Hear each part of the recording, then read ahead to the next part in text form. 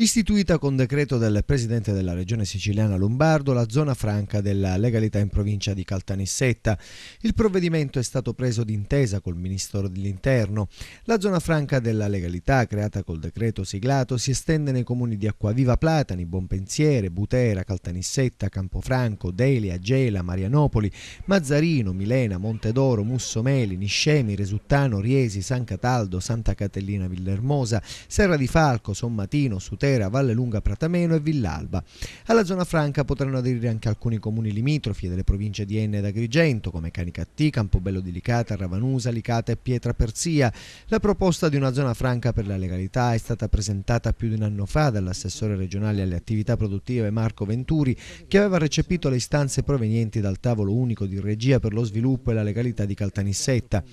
Nasce con l'obiettivo di attrarre investimenti sul territorio, incentivare la crescita e rilanciare il tessuto socio-economico della provincia, un progetto destinato a garantire vantaggi e sgravi fiscali a favore di quelle imprese in grado di rispettare tutti i parametri di legge e di opporsi a richieste criminali. Dopo circa un anno dalla prima delibera di giunta con cui approviamo lo schema, afferma il Presidente della Regione Lombardo, abbiamo finalmente chiuso l'iter con cui approviamo la zona franca per la legalità. Una vera sfida per il rilancio di un territorio che parte dall'idea di creare un'area economica destinata a garantire vantaggi e sgravi fiscali a favore di quelle imprese in grado di rispettare tutti i parametri di legge e di opporsi a richieste criminali.